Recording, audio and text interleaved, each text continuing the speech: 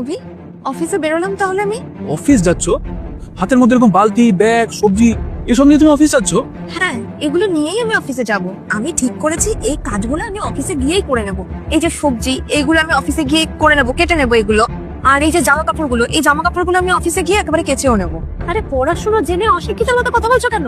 তুমি আমাকে একটা কথা বলো তো, তুমি যে অফিসে এগুলো নিয়ে যাচ্ছ, তো অফিসে গিয়ে অফিসের কাজ করবে না এই ঘরের কাজগুলো করবে?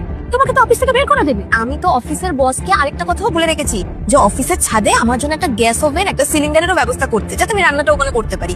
আর সব থেকে বড় কথা, আমি যেগুলো কাছাকাছি করবো এগুলো তো আমাকে শোকাতেও তো হবে নাকি, তো ওই জন্য আমি একটা তারেরও ব্যবস্থা করে দিতে বলেছি।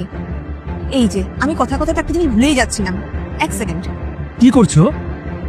এ কি, তুমি আয়রন মেশিন নিয়ে অফিসে যাবে? তো আমি জামাগুলো কাছাকাছি করবো, শোকাবো, তো এগুলো ইস্ত্রি করতে হবে না, তো একেবারে মুখে থেকে ইস্ত্রি করে নিয়ে আসবো। নেক্সট পার্ট খুব দেখো, তাড়াতাড়ি আসছে, তোমার ইয়ার্কি চ্যানেলটিকে কিন্তু আমার আর সাবস্ক্রাইব ভালো লাগছে করে না। নাও। তুমি যদি